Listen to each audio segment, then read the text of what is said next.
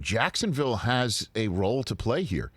Sure and so many fronts, because they're at Baltimore, home for Chicago, at Indianapolis, and all three of those teams still have hopes. They're Indianapolis is the only one currently in a playoff spot. Chicago now suddenly sniffing it in the NFC, and that's where I'd like to land here, because Jacksonville also playing a role in who might get Trevor Lawrence as well. And I kind of I knocked on the league's door and found out if the Jets and the Jaguars are both 1-15, and that would not go the Jets' way. It would go Jacksonville's way based on strength of schedule, the way it currently looks, and the way that it most likely would wind up. So that's pretty big.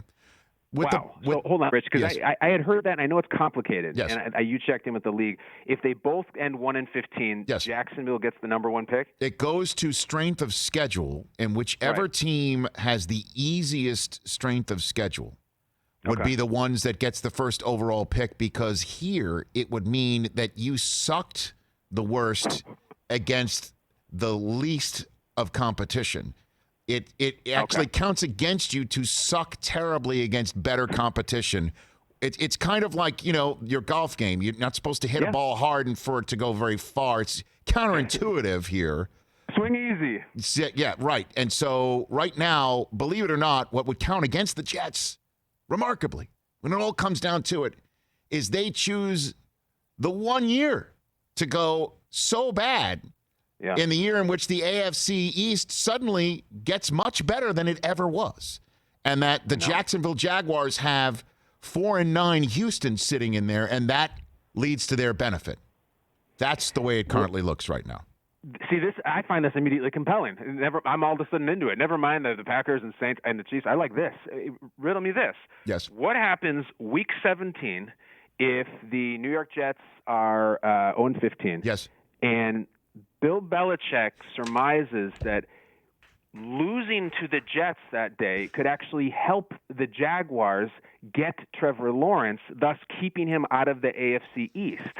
Is that not the chess move that Belichick makes with a team that's most likely mathematically eliminated? Kyle, look, there's many reasons why I think we're simpatico, okay? There's many reasons why I adore having you on this show every single Wednesday. There's many different ways that you being a Princeton man and me going to the Ivy of the Midwest known as Michigan, that we're lockstep.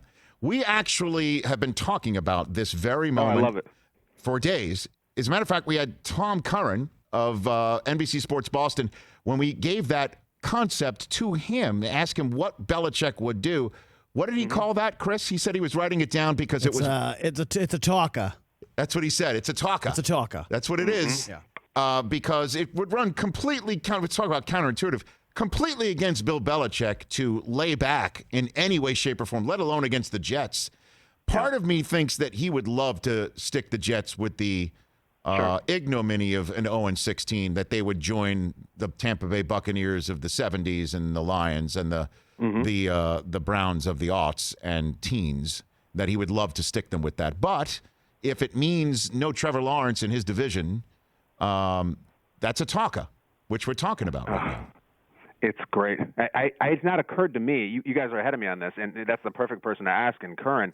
I just feel like you don't need the brilliant Ernie Adams somewhere in the catacombs of Foxborough, New England, coming up with new ideas and rules for Belichick, as he has been for years on bread and water in the laboratory down there. This one's an obvious one. My question is, if Belichick were to elect this strategy to say, look, I could pin him 0-16, sure, that'd be fine. Bunch of people have gone 0-16 before. You just named him, Rich. And nobody ever lost out on Trevor Lawrence. This is the art of war stuff. I'd rather have them win and in winning lose. I wonder how far he would go with that. Are we going to see Stidham week 17? Are we going to see a practice squad player? How much could he get away with? This is the game of the season as far as I'm concerned. Wildcat. Yeah, could go Wildcat. Sure, why not? Like Power Eye, Wing T. Like, let's go. Yeah. But then do the Jets return fire? And do they start? They're not smart enough. People on every play. They're not smart enough to return fire. We'll Kyle. know something's up when we'll know something's up when Belichick says we need to see what we have in Brian Hoyer. That's when we'll smell a rat. I love it. Hey, you watched all the way to the end. Thanks for that. Watch more right here.